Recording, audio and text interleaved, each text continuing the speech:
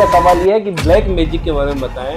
किसी घर में या किसी के ऊपर हुआ है तो क्या सिम्टम होते हैं, ब्लैक मैजिक हुआ है उसके ऊपर कैसे फील होता है और कैसे अपने आप को बचा सकते हैं। दोस्तों, आपका स्वागत है हमारे एक और पॉडकास्ट वीडियो में। और आज हमारे सामने हैं प्रिया शर्मा मैम, जो इंडिया बेस्ट साइकिक रीडर हैं, पास्ट लाइफ रिग्रेशन जिसे हम PLR कहते हैं इंग्लिश में, एस्ट्रोलॉजर हैं, वास्तु कंसल्टेंट हैं।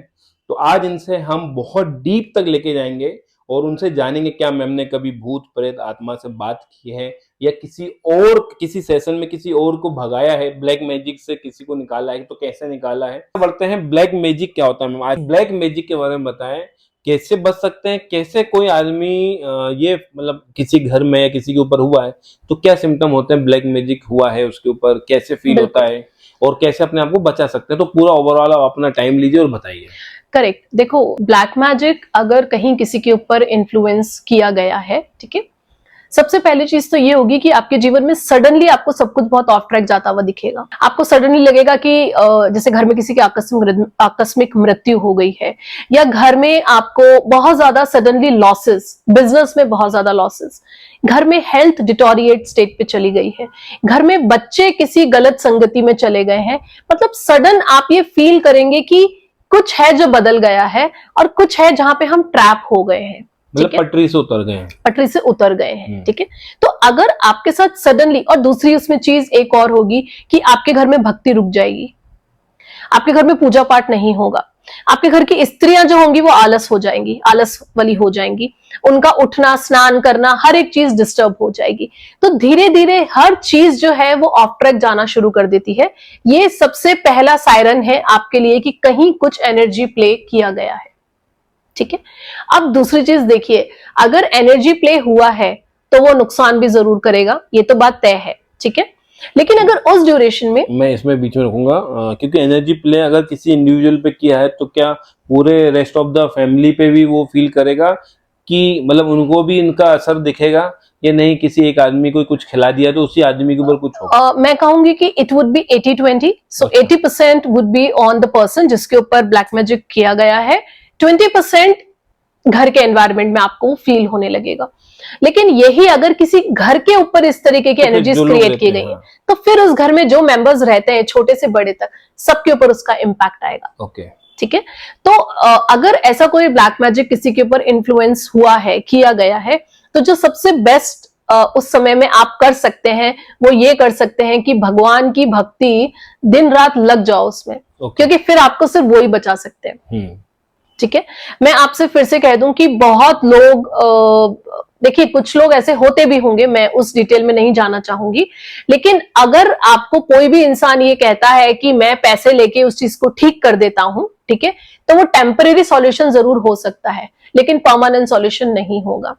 ठीक है, परमानेंट सॉल्यूशन तो आपको सिर्फ और सिर्फ अपनी भक्ति से ही मिलेगा, क्योंकि सिर्फ भगवान के पास इतना पावर है, इतना आशीर्वाद है कि वो उस चीज को खत्म कर सकते हैं। हनुमान जी के पास है, आप हनुमान भक्ति में जा सकते हैं, आप गणेश जी के ऊपर, क्योंकि मायावी जाल काटने वाले ही हमारे विघ्नहर्ता हैं। अच्छा, ठीक है, तो जिनको भी नेगेटिव एनर्जीज बहुत परेशान करती हैं, जिनको नेगेटिव डिस्ट्रक्शन बहुत ज्यादा परेशान करता है, उन्हें गणेश भक्ति जरूर से करनी चाहिए हर बुधवार के दिन। जैसे, और ये चीज वो लोग भी कर सकते हैं जिनके घर में लोग बहुत डिस्ट्रक्टिव बुद्धि वाले हैं। अच्छा। जैसे कुछ लोग अगर एडिक्शन में हैं, घर के बच्चे बहुत आलसी हैं, पढ़ाई में नहीं है, लाइफ में कुछ अच्छा नहीं करना चाहते, तो वहां पर भी किसी भी तरह का नकारात्मक माया जाल जो है वो सिर्फ गणेश जी ही, हमारे विघ्नहर्ता, उसको हर सकते हैं। गणपति बप्पा, गणपति बप्पा मोरया। और इसमें साथ में मैं एक चीज ये भी जरूर कहूंगी कि बहुत लोग ये करते हैं कि अपने घर के दरवाजे पे गणेश जी को बिठा देते हैं, पहरेदार बना देते हैं, अपने घर के दरवाजे पे गणेश जी को टांग देते हैं।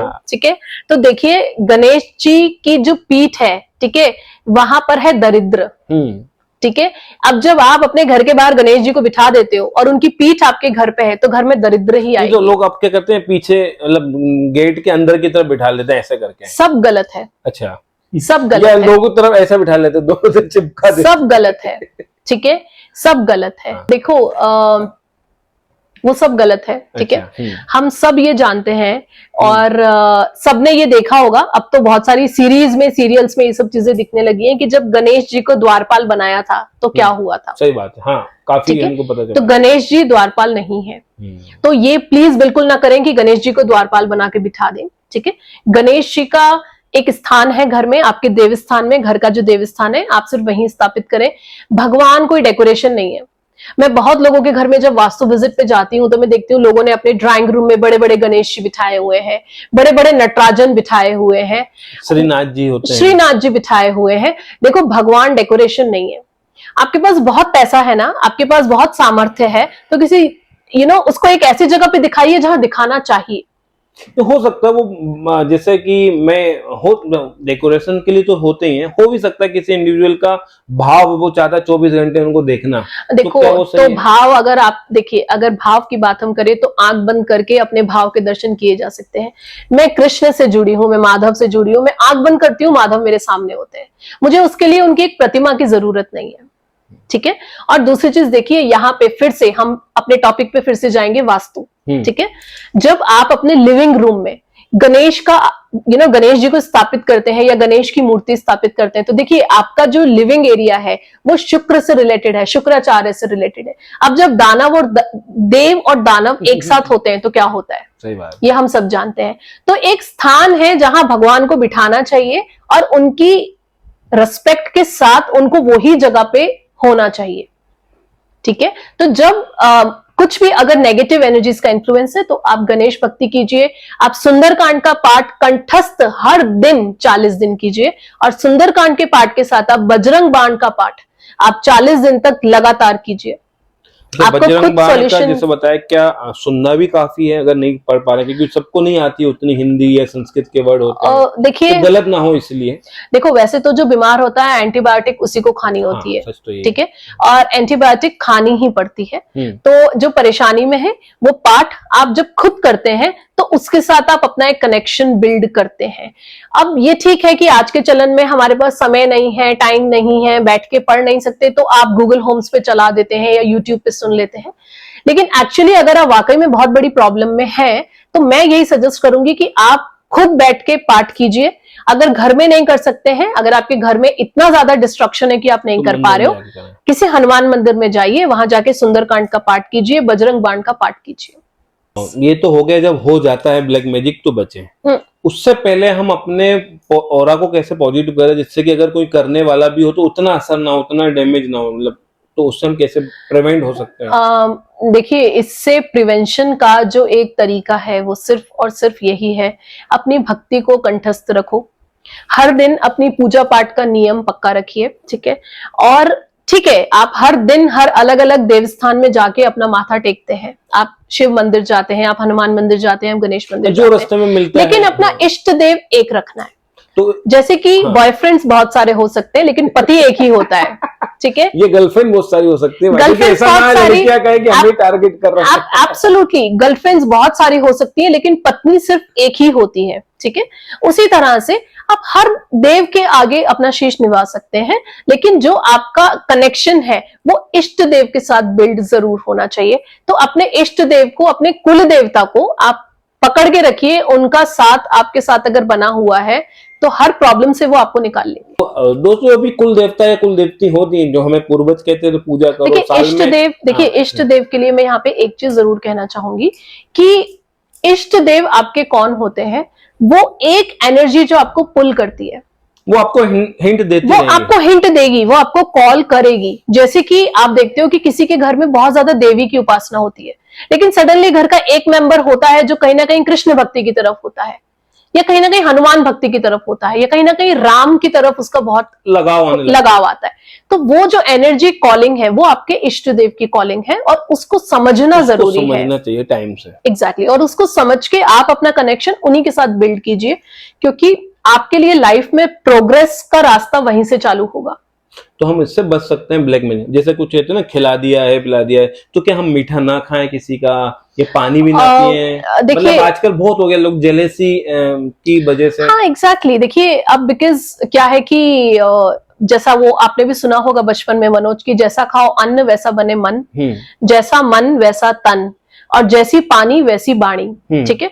तो अब आजकल सब कुछ इतना तामसिक हो गया है कि हर किसी को शॉर्टकट चाहिए। दूसरे की तरक्की को देख करके उसको नीचे गिराना लोगों को आसान लगता है, लेकिन खुद मेहनत करके ऊपर उठना मुश्किल लगता है, ठीक है। तो उस कंडीशन में आप ये कर सकते हैं कि आप अपने घर की प्रोटेक्शन, अपने ऑरा का प्रोटेक्शन करके रखें। जैसे आप घर में अपना हनुमान चालीसा का कंठस्थ पाठ करें। हर शुक्रवार या शनिवार को आप घर में सांभरानी कपूर की धुनी करें, ठीक है। जैसे घर में जब आप हनुमान चालीसा का पाठ करते हो तो एक पानी का गिलास आप साथ में रखें, वो घर के सब मेंबर्स को पीने के लिए दीजिए और पूरे घर में उसको आप स्प्रिंकल करें, ठीक है। तो ये कुछ बेसिक टिप हैं जो आपके घर को, आपकी एनर्जीज को वाइब्रेट रखते हैं। और सबसे बड़ी जो चीज है, अपने घर को हमेशा डीक्लटर रखें। बहुत ज्यादा क्लटर, बहुत ज्यादा सामान इकट्ठा करके रखना, बहुत ज्यादा पुरानी चीजों को, कबाड़ को बहुत ज्यादा इकट्ठा करके रखना भी कहीं हद तक नेगेटिव एनर्जीज को इनवाइट करता है घर में। So keep your house always very clean and very sorted. Declutter तो शायद वास्तु की भी सबसे अच्छी रेमेडी कि अगर आपको लग रहा है तो डिक्लेटर करते रहना चाहिए। वास्तु की रेमेडी है ये, राहु की सबसे अच्छी रेमेडी है, क्योंकि जैसे जैसे आप डिक्लटरिंग करते हो आपके ब्रेन में भी डिक्लटर होना स्टार्ट हो जाता है। मगर लोग नहीं कर पाते हैं क्योंकि वो अटैच हो जाते हैं पुरानी चीजों से।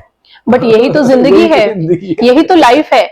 अगर एक इंसान चाहता है कि उसे लाइफ में ग्रो करना है तो पुरानी चीजें छोड़नी होंगी, तभी तो नई चीजें आएंगी। तो दोस्तों, अब भी पॉडकास्ट का एंड नहीं है, एंड होने वाला है, मगर हमने उम्मीद इस पॉडकास्ट में काफी चीजें कवर कर ली हैं। ब्लैक मैजिक हो गया, वास्तु हो गया, आकाशिक रिकॉर्ड्स भी पढ़ लिए, लाइव भी पढ़ लिए हैं। तो अब क्या रह गया, हम सोचते हैं उस बारे में आप लोगों के लिए यूजफुल हो। हम ऐसा कंटेंट बनाते रहेंगे आगे भी जो आप लोग उसमें, मैं जो इसलिए हम वो चाहते हैं कि आजकल रील्स में ऐसी चीजें आ रही हैं, सब उसको फॉलो करने लगते हैं, उसका नेगेटिव इम्पैक्ट भी होता है। देखिए, उसका नेगेटिव इम्पैक्ट भी होता है मनोज। और प्लस में एक चीज और भी कहूंगी, देखिए, चाहे वो पंडित हो या कोई मीडियम हो आपके लिए, या किसी भी तरह के रीडर हो, मेंटोर हो, गाइड हो, ठीक है, इंसान को एक चीज समझनी आज की डेट में बहुत जरूरी है कि अगर आपको एक सही गाइड मिल गया है लाइफ में, स्टिक टू इट। ये कीप ट्राइंग वाला जो एटीट्यूड है ना, ये जो एप्स के थ्रू आजकल लोगों में, फिर चाहे वो डेटिंग ऐप हो या मैट्रिमनी ऐप हो या फिर हीलिंग मोडालिटीज के ऐप हो या हीलिंग मोडालिटीज के ऑप्शन हो, ठीक है, वो चीज नहीं करनी चाहिए। अगर आपको लग रहा है कि आपके जीवन में एक ऐसे कोई शख्स ऑलरेडी आ चुके हैं जो आपसे काफी हद तक रिलेट आप उनसे करते हैं और आपका और उनका एक एनर्जी कनेक्शन बिल्ड है, देन स्टिक टू इट। उसको नहीं छोड़ना चाहिए। दिखावे में, मतलब जो दिखता है वो बिकता है वाला जो कॉन्सेप्ट है, वो जिंदगी में इन चीजों के ऊपर नहीं आपको एप्लीकेबल करना चाहिए। हाँ, और जैसा कि हमने और आपने सबने पढ़ा ही है कि ये जो भी टूल्स हैं, एस्ट्रोलॉजी, न्यूमरोलॉजी, वास्तु, ये डराने के नहीं है। ये तो डराने के बिल्कुल भी नहीं है। ये आपके जिंदगी में क्लैरिटी लाने के टूल्स हैं। जैसे एक छोटा सा एग्जांपल से मैं आपको ये समझाना चाहूंगी कि अगर सपोज किसी की जन्मपत्री जब आप देख रहे हो और आप देखते हो कि उसके लग्न में शनि बैठा है सपोज, ठीक है, तो अब आप उस इंसान को ये चीज बहुत अच्छे से समझा सकते हो कि शनि की वजह से तुम लाइफ में बहुत ज्यादा डुअल रहोगे, हमेशा स्थिर कभी नहीं हो पाओगे, ना गृहस्थ में पूरे तरीके से जा पाओगे, ना सन्यास में पूरे तरीके से रह पाओगे, और जिंदगी में वो जो एक खुशी है वो मिसिंग रहेगी। अगर आप 1 करोड़ की भी कोई चीज खरीद लोगे, आपको अंदर से खुशी महसूस नहीं होगी। आपको लगेगा कि ये वो नहीं है जो मैं चाहता हूं, लेकिन आप उसको छोड़ के भी नहीं जा पाओगे, ठीक है। तो ये कुछ ट्रेट्स हैं जो जन्मपत्री में जब आप किसी एक्सपर्ट से मिलते हैं, जब वो आपको एक्सप्लेन करते हैं, see what happens, how your psychology is related to this, कि जैसे अब आपने किसी को बता दिया कि तुम्हारे शनि के कारण तुम्हारे बिहेवियर में ये चीज है, अब उसको एक संतुष्टि मिल जाएगी क्योंकि उसको एक जवाब मिल गया कि मेरे शनि की वजह से मेरे स्वभाव में ये ट्रेट है, तो उसको अच्छा करने की कोशिश करता रहेगा। अब वो उसको समझने की कोशिश करेगा